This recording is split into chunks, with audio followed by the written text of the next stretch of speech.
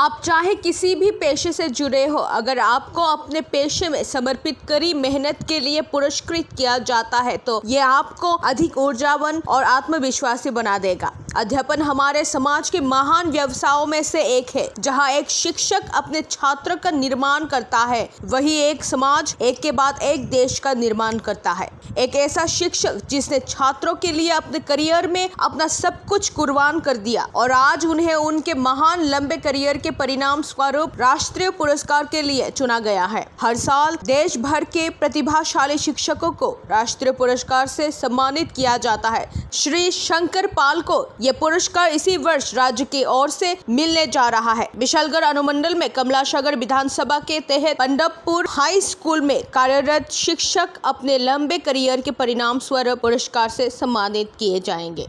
उन्होंने स्कूल के समग्र विकास और छात्रों के प्रधान शिक्षक के रूप में काम किया है। इसका प्रमाण उनके स्कूल के माहौल में देखा जा सकता है। बेशक शिक्षक शंकर पाल की ये उपलब्धि इस राज्य में शिक्षक समुदाय का मनोबल बढ़ाएगी। আমি 2015 আগস্ট মাসে এই স্কুলে জয়েন করেছিলাম। আপনি যে পর্যন্ত আছি। আপনি একটা গতকালকে একটা অ্যাওয়ার্ডের যে নমিনেট হয়েছে সেখানে আপনার নাম সিলেক্ট হয়েছে ত্রিপুরা থেকে। এই ঘটনাটা মানে এই ব্যাপারটা জানার পর আপনার প্রথম প্রতিক্রিয়া কি?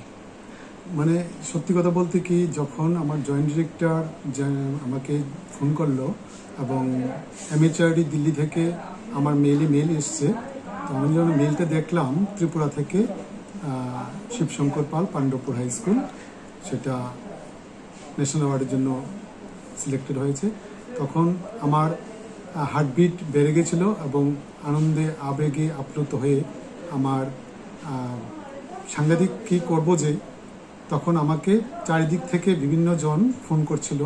Deputy director, joint director, district education officer, ওনারা খুব ডিজার্ভ করছিল যে মানে এই বছর পাণ্ডবপুর বিদ্যালয় থেকেই মানে সেই ন্যাশনাল অ্যাওয়ার্ডটা আসছে। আমার স্টুডেন্টরা ফোন করছিল, যারা আমার এক স্টুডেন্ট বিভিন্ন জায়গায় এখন প্রতিষ্ঠিত, যারা ব্যাংকে চাকরি করে, ডাক্তার, ইঞ্জিনিয়ার, এবং বর্তমান স্টুডেন্টরা যারা কচিকাঁচা, এদের আনন্দ আরও বেশি। ওরা শুধু ফোন করছিল এবং কনগ্রেচুলেশন জানাচ্ছিল।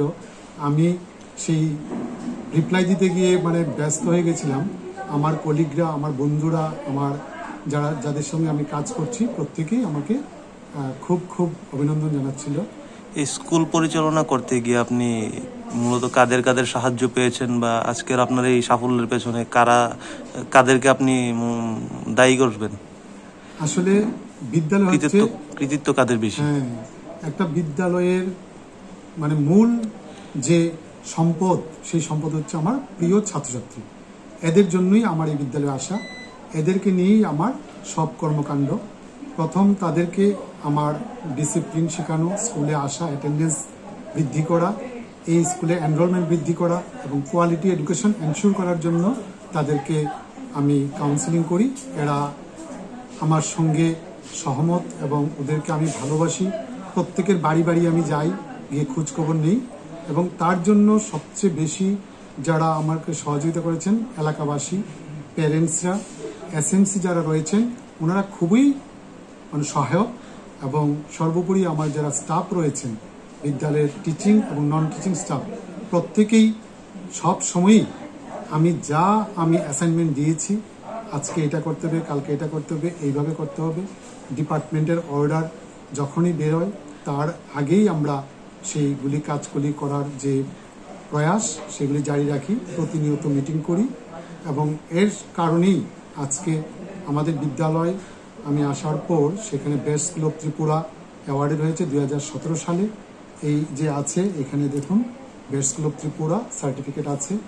তারপর 2019-এ ধীরে ধীরে সেখানে রাজ্যভিত্তিক যে স্টেট অ্যাওয়ার্ড দেওয়া হয় 5 সেপ্টেম্বর শিক্ষক দিবসে, সেটাও এই বিদ্যালয়ের থেকে আমাকে দেওয়া হয়েছিল এবং এই বছর সেটা ন্যাশনাল অ্যাওয়ার্ড সেটা সিলেকশন হয়েছে। সবটার পেছনেই আমার প্রকৃত সহযোগী যারা আছেন, আমাকে অ্যাসিস্ট করেছেন সবসময়, আমার সহযোদ্ধা, আমার শিক্ষক শিক্ষিকাবৃন্দ, আমার নন টিচিং স্টাফ, আমার এলাকাবাসী, আমার এসএমসি, আমার প্যারেন্টসরা প্রতিনিয়ত কাজ ফেলে রেখে, এই এলাকাটা জানেন আপনারা